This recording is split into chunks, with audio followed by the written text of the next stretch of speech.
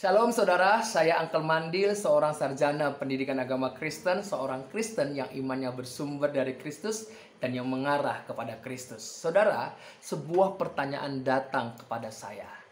Bagaimana caranya kita berkenan di hadapan Allah?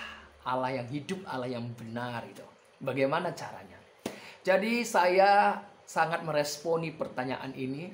Itu sebabnya saya mempersiapkan, saya menjawab dan saya mengirimkan melalui video ini.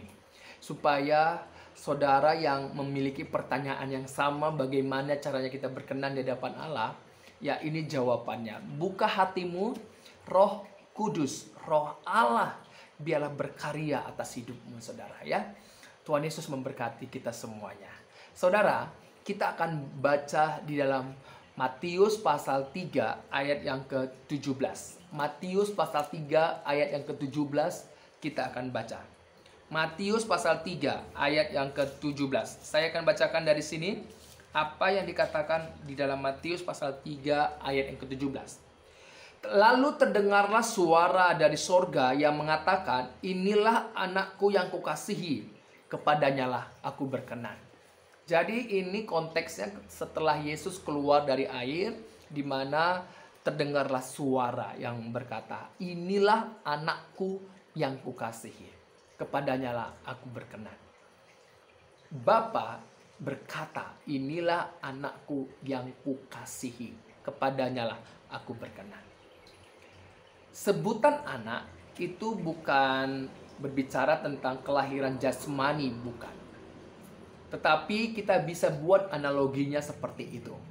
Sebagaimana orang yang lahir dari orang tuanya itu disebut anak, ya. Itu analogi untuk supaya kita bisa paham gitu. Tetapi berbicara tentang anak, ya, di dalam Kristus Yesus, di mana inilah anakku yang kukasihi. Itu karena seperti yang dikatakan oleh Yesus, aku datang dan keluar dari Bapa. Aku datang dan keluar dari Allah. Apanya yang datang yang keluar dari Allah? Firman Tuhan Allah itu. Firman Allah. Ya. Allah memiliki firman-Nya. Firman yang ada dalam diri Allah.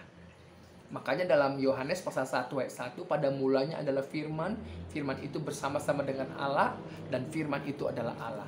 Jadi karena Allah memiliki firman, atau firman itu ada dalam diri Allah, maka memiliki hakikat yang sama, yaitu Allah. Karena ada dalam diri Allah itu, kekal. Ya, jadi firman yang keluar dari mulut Allah, dari diri Allah, itu dikatakan oleh Yesus, aku datang dan keluar dari Allah, dari Bapa. Karena apa? Karena firman Allah.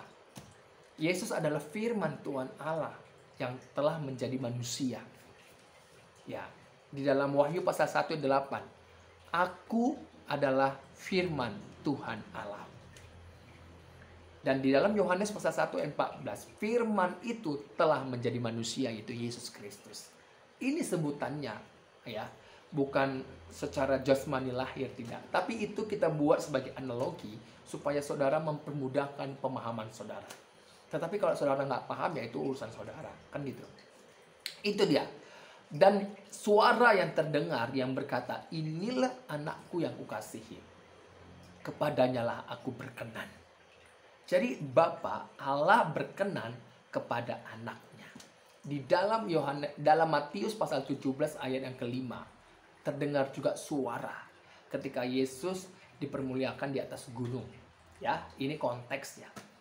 "Inilah anakku yang kukasihi, kepadanyalah aku berkenan.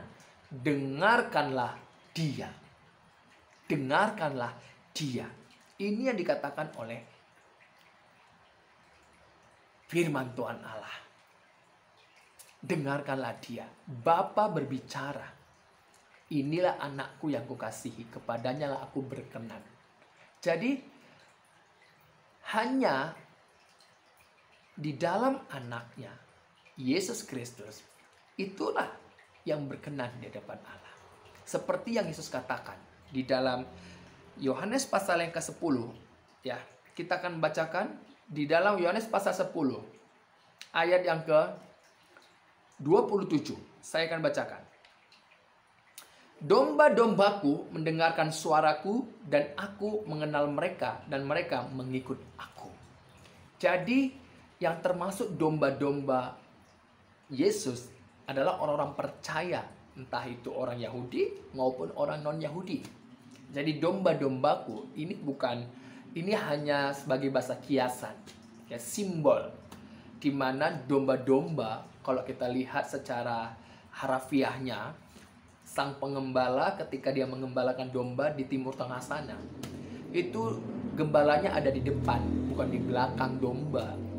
Jadi gembala itu menggunakan alat yang dipegangnya, ya, itu dibunyikan, dan ada juga suara dari gembalanya, di mana suara itu dikenal oleh domba-dombanya. Jadi domba-dombanya mengikuti dari arah suara itu datang.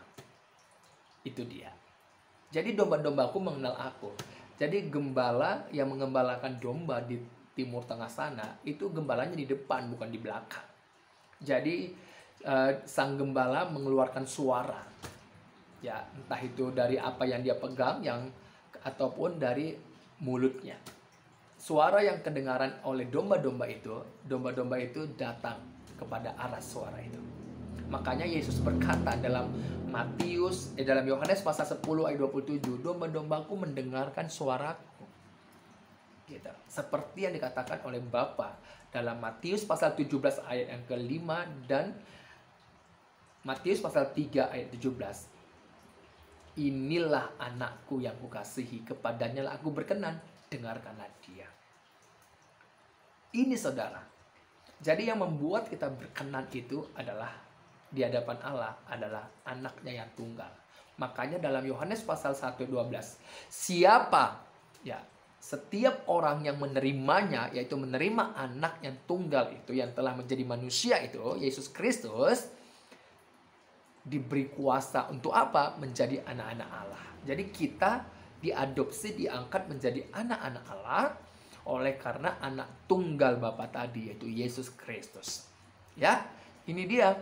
Dan di dalam Roma pasal 12 ayat 1, karena itu saudara-saudara, demi kemurahan Allah, aku menasihatkan kamu supaya kamu mempersembahkan tubuhmu sebagai persembahan yang hidup, yang kudus, dan yang berkenan di hadapan Allah.